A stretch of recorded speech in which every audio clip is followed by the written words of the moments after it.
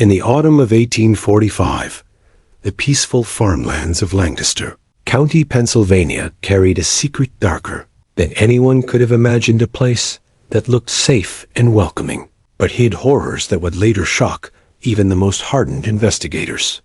The Grayson Homestead was known as a place where immigrants could find help, rest, and guidance. It looked like a haven for the poor and the desperate. Yet behind that image stood a man whose name would become forever tied with one of the most disturbing cases in American history. Ezekiel Grayson had built his reputation as a generous man who welcomed strangers from Ireland and Germany. He was seen as a protector of the weak and a helper of the needy. For more than 10 years, families came to his property hoping to find kindness, food, and shelter. 22 entire families, 89 people in total, arrived on his land, but none were ever seen again. Their fate remained hidden until investigators opened a barn and saw something that would leave scars on every witness. Before we go deeper into this chilling history, let me ask you a question. What would you do if your neighbor, who looked like a kind man, respected by everyone, was hiding a secret darker than your worst nightmare? This channel brings you stories that many fear to hear, stories that show how evil can hide under the mask of respectability. If you are ready to walk into that darkness, then stay with me and remember to subscribe. Join the community of people who seek truths others avoid, and tell me in the comments from where you are watching. Are you ready to see what was uncovered in Pennsylvania fields? The Pennsylvania of 1845 promised new beginnings, at least for those born there. Waves of Irish and German families were leaving famine, poverty, and persecution to cross the Atlantic. They dreamed of better lives. Lancaster County, with fertile soil and strong communities, was exactly the place they hoped would offer them that new start. Within this setting, the Grayson Homestead appeared perfect, a 340-acre farm near Conesaga Creek with fields of wheat, corn, and barley, pastures filled with sheep and cattle, and a massive red barn that stood like a proud symbol of prosperity. Travelers passing by saw strong stone walls, steep rooftops, and the clear signs of wealth and success. Everything about the place suggested hard work and honest living. Ezekiel Grayson himself seemed to embody the American dream. He was 52 tall, with broad shoulders, weathered skin, and the look of a man who had spent a lifetime laboring in fields. He wore simple clothes of wool and leather, practical yet always clean. His neighbors admired him for his discipline, his steady presence in church, his willingness to help in emergencies, and his reputation for generosity. But beneath that respectable surface lay something unspeakable. What made Grayson so successful in drawing families was his ability to present himself as a friend to outsiders. He spoke German, learned from his grandfather. He spoke enough Irish, Gaelic to comfort desperate travelers. Priests and doctors trusted him. Church leaders recommended him. Aid groups pointed immigrants toward his home. He gave temporary lodging. He lent money. He helped people buy land. At first, these acts seemed genuine, and real charity did exist in his heart during the early years. But slowly something began to change, and that change would turn kindness into cruelty. The shift began during the winter of 1834, when harsh storms destroyed crops, killed cattle, and nearly ruined the farm. With debts rising, Grayson noticed something crucial. Families arriving from Europe carried savings, gold coins, heirlooms, and money that represented all they had saved over a lifetime. They were vulnerable. They were disconnected from American communities. They had no protection. If they vanished, no one would question. Too quickly, his first known victims were the Kelly family in 1835.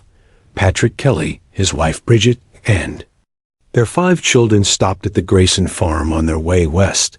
They were welcomed with warmth. They ate and slept. They trusted the kind farmer. The next day, Grayson told neighbors that the Kellys had left early before sunrise, eager to reach Pittsburgh, but they never arrived. Their relatives searched for them, but the trail ended cold. The pattern was born from then. Families who came to the farm disappeared one after another. Each time, Grayson explained they had moved west or found relatives Elsewhere in reality, their lives ended inside his property with every disappearance. His methods grew sharper, his lies smoother, and his ability to cover tracks stronger. What made his crimes even more terrifying was how he wrapped them in the cloak of charity. He attended immigrant society meetings. He donated to churches. He served on committees. He looked like a guardian of newcomers in truth. He was selecting victims from those very gatherings. The people who trusted him most were the ones. He destroyed Dr. Heinrich Müller, a German doctor in Lancaster. Later said he sent dozens of families to Grayson, believing him trustworthy. Reverend Michael O'Brien of the Irish Catholic community also sent families toward his farm, thinking they would find safety. Both men would live with guilt when the truth came out. Grayson's farm was built perfectly for what he was doing. The land was large, but not remote. Neighbors could see his prosperity, but never his secrets. The barn was big enough to hide people's belongings or graves. The outbuildings offered places to store evidence and the noise of farm life covered the sound of horror. His workers knew nothing. He gave them limited access, told them certain barns stored dangerous materials, and they believed him. His reputation shielded him completely to the community. He was reliable to immigrants. He was a friend, but to those who entered his property at night, he was a predator, ready to strike. As years passed, some small signs began to trouble people. Martha Zimmerman, who ran a general store, noticed he often bought children's clothes, women's shoes, combs, ribbons, and personal items. At first, she accepted his explanation that he was donating them to needy families, but she began to wonder why month after month he purchased such large amounts. She also noticed he bought laudanum and lime in quantities too great for normal farm use. Laudanum could sedate or kill, lime could hide odors. She asked questions, but his answers about sick animals and soil treatment seemed reasonable enough to others. Dr. Edmund Hartwell, the traveling physician, remembered being called to the farm, yet never seeing the patients. Grayson described symptoms, asked for medicine, but kept Hartwell away, saying the immigrants were shy or afraid of American doctors. This went on for years, until Hartwell began to feel something was off. Father Johannes Brennan kept records of families from Germany who wrote letters expecting replies from relatives. In Lancaster, those replies never came. The letters vanished into silence. In 10 years, Brennan counted 47 families who disappeared after being sent to Grayson. Each case brushed aside as bad luck or wandering, but the number haunted him. Thomas McKenna, an Irish blacksmith, saw unusual graves at the farm. Grayson said they were for dead animals, but McKenna thought animals do not die that often. He also noticed women's clothes and children's toys inside the farmhouse.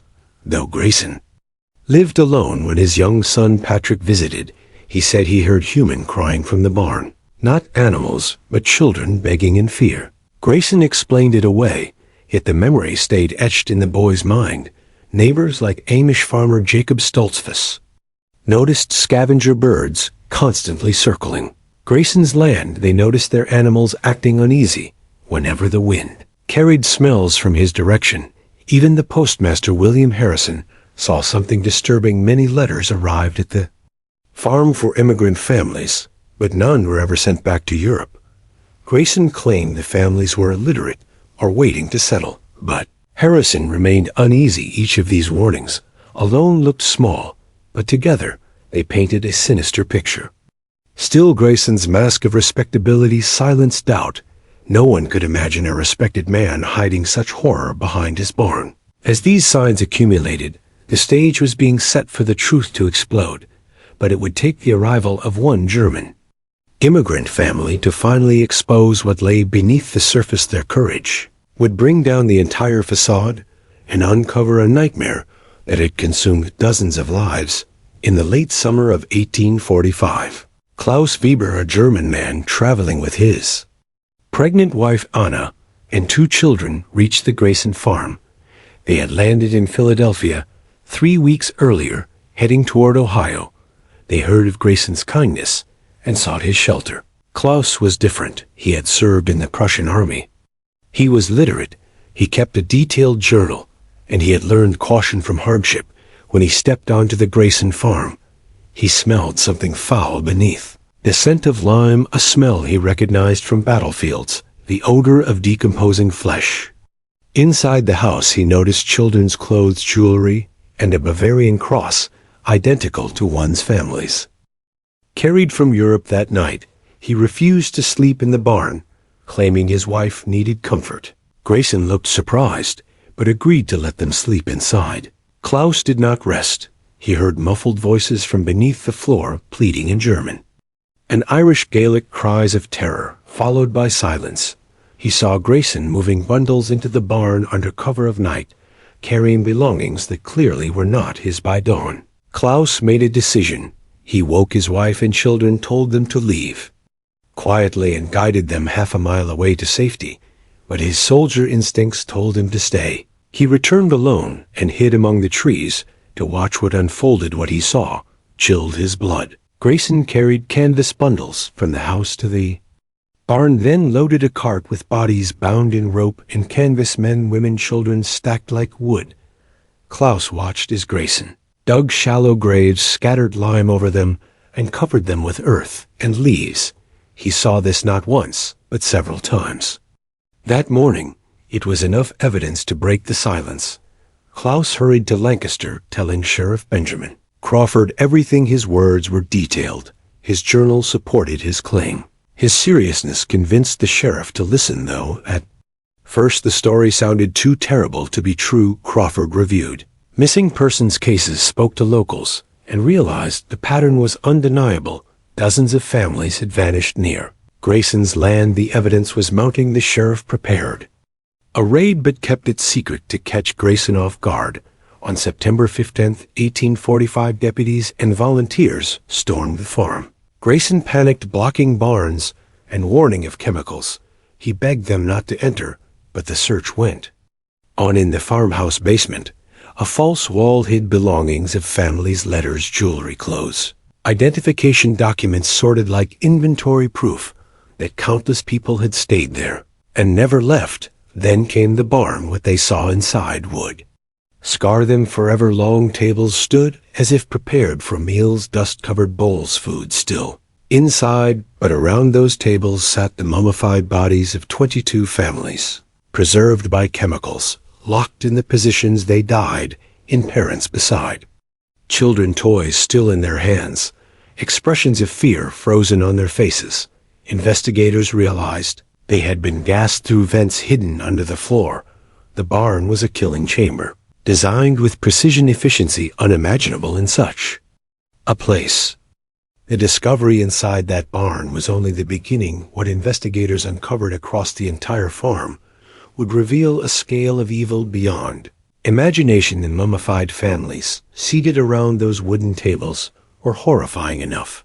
But when deputies continued searching, they realized the barn was not the only place where lives had been stolen. Shallow graves dotted the 340 acres of farmland in every direction. Each grave concealed bodies covered with lime spread across pastures, hidden under crops, or buried near building foundations. Sheriff Crawford called for reinforcements, and over the following weeks dozens of men worked day and night digging through earth that hid secrets too heavy for words. What they unearthed confirmed the farm had been a machine of death for over a decade. More than 60 burial sites appeared scattered like a deliberate pattern to mislead anyone who might look too closely. Each grave held mothers, fathers, and children, often buried together. Evidence showed many had been buried alive. Scratch marks, broken nails, twisted bones revealed desperate struggles in their final moments. Doctors brought from Philadelphia examined remains and testified that some families had been poisoned into unconsciousness, then thrown underground, still breathing. This revelation deepened the horror for even seasoned investigators. Dr. Heinrich Briner, who assisted with medical examinations later, said it was the most disturbing work of his career. Bodies treated like inventory, personal belongings, stripped away documents, removed valuables taken, and lives extinguished with mechanical coldness in the farmhouse basement. Another discovery painted the clearest picture of Grayson's mind. a hidden complex of rooms. Designed like a prison, held marks of suffering, scratched words on stone walls, desperate messages in German and Irish Gaelic left by victims. Knowing death was near, one message read: "To our beloved family in Bavaria, we came for hope, but found only death. Remember us, and do not follow us another."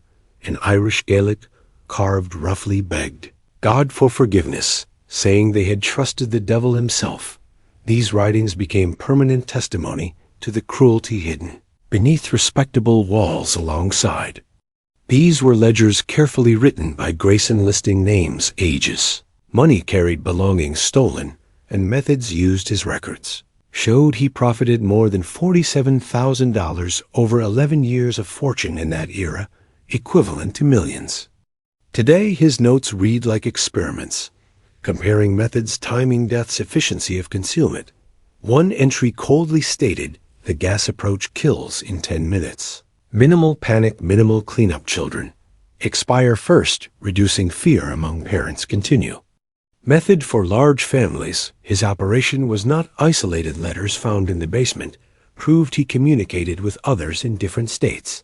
Men like Henry Morrison in Ohio and others in Virginia and Maryland spoke in coded words about merchandise, disposal facilities, and inventory. Their tone casual, as if trading farm products, not human lives. Federal marshals later followed those leads, raiding properties and finding evidence of similar horrors, though smaller in scale, revealing a network of killers targeting immigrant families across state lines.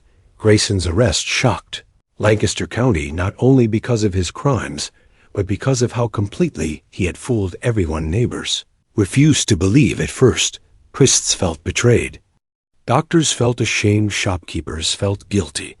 The realization that they had trusted a man capable of such monstrous acts shattered their sense of safety for generations. Community members testified they had seen warning signs, but pushed doubts aside because Grayson seemed too respectable, too charitable, too kind to suspect.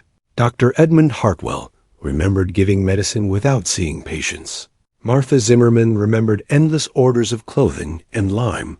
Father Brennan remembered unanswered letters. All these fragments came together only when the truth stood undeniable at trial. Newspapers across America covered every word. The courtroom filled daily with people who traveled far away to hear testimony. Witnesses like Klaus Weber described in detail what they had seen. His calm, precise account, supported by his journal, left jurors shaken. Others spoke through tears, describing guilt for sending families into his hands. Prosecutors displayed tables filled with clothes, jewelry, documents, and toys, each item once held by lives that had been cut short. Jurors wept seeing the sheer volume. Defense attorneys had little ground to stand on. They argued insanity, suggesting no sane man could commit such systematic killings. But prosecutors pointed to the ledgers, the calculations, the careful concealment, the reputation maintained in society. These showed deliberate planning and rational thought, not madness. The jury needed only 4 hours to decide. On December 23, 1845, they declared Ezekiel Grayson guilty of 89 murders, one for every identified victim. Judge William Pionton called the crimes an affront to civilization and sentenced him to death by hanging when Grayson faced execution. Before 5,000 witnesses on March 15, 1846, his final words offered little comfort. He admitted he had followed the devil's path, asked forgiveness from children he had tortured, but showed more concern for himself than Dulles. For those whose lives he had taken, even in death, he remained self-centered. The wider investigation continued. Associates were arrested. Morrison in Ohio confessed to killing 23 families over 6 years before his own execution. Letters seized from Grayson's farm guided further raids. Some criminals escaped justice, fleeing west into territories without strong law enforcement. But the conspiracy was partly dismantled, and federal laws soon changed. Congress passed new measures against human trafficking and crimes across state lines. Federal marshals gained greater power to investigate networks like Grayson's. States passed child protection laws. creating systems that later grew into modern welfare structures. Pennsylvania became the first to demand oversight of orphanages and background checks for caretakers, changes that spread quickly across the nation. The shock of the case transformed how communities thought about immigrants, vulnerable families, and the dangers of blind trust. People no longer assumed respectability meant safety. Churches, aid groups, and officials built new safeguards to protect newcomers and ensure oversight where before there had been none for those who lived near the Grayson homestead. The trauma lingered. Nightmares, whispers, fears that other neighbors might hide the same evil. A phrase entered the culture. Another Grayson case, meaning a hidden atrocity behind ordinary appearances. For men like Father Brennan, guilt never faded. He had sent dozens of families to the farm, believing he was helping them. He later testified through tears that his trust had been twisted into a tool of death. For Dr. Breener, the case reshaped his entire career. He dedicated himself to protecting abandoned children, building free clinics, writing on medical ethics, and warning others about manipulation. For Sheriff Benjamin Crawford, the case made his name known across the nation. He was promoted to federal marshal and became one of the first officials specializing in crimes against children. His detailed reports were studied by law officers for decades. The legacy of the case went far beyond legal reforms. It revealed how evil could thrive when communities accepted appearances without question. It showed how entire networks could exploit prejudice and vulnerability, and it warned how silence and trust could enable unimaginable cruelty. The barn, where 22 families were found, remained sealed for more than a century, a monument of horror. Its story passed down as a chilling reminder of what lies can hide beneath stone walls and smiling faces. Historians, criminologists, and writers studied the case for generations, calling it one of the darkest chapters in American history.